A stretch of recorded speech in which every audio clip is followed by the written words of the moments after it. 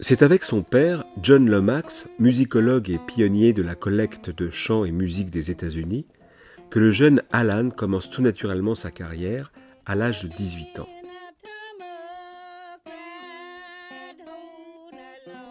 Il faut dire qu'il n'a pas vraiment le choix. En 1933, John s'est proposé auprès de la Bibliothèque du Congrès, l'équivalent de notre Bibliothèque nationale, pour enregistrer et documenter chants et musique à travers tout le pays.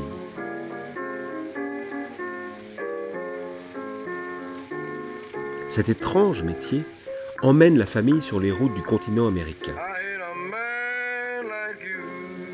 Le père et le fils y découvrent et font découvrir au grand public un nombre incalculable d'artistes et de traditions musicales qui encore aujourd'hui sont des références dès que l'on parle de musique américaine.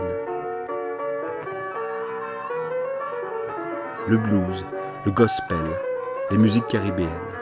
À partir de 1950, Alan Lomax concentre son travail de collecte sur le vieux continent, les îles britanniques, la France, l'Espagne ou l'Italie.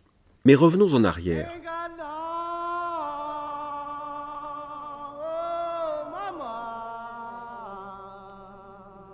Les tout premiers enregistrements des Lomax père et fils se font dans les pénitenciers et comtés du sud des États-Unis, où ils recueillent essentiellement des chants de travailleurs et de prisonniers noirs. Ils sont d'abord motivés par des raisons musicologiques, car les prisonniers, isolés depuis de nombreuses années, ne sont pas influencés par le jazz et la radio, et ils chantent encore des mélodies traditionnelles vouées à disparaître.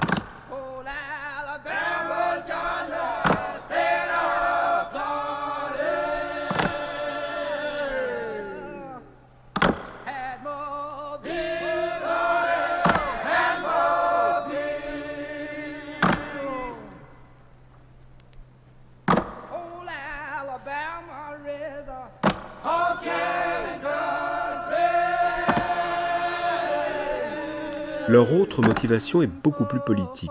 Les Lomax sont des progressistes et font partie des rares universitaires blancs de l'époque à s'intéresser à la culture de ceux que l'on ne nomme pas encore les Afro-Américains.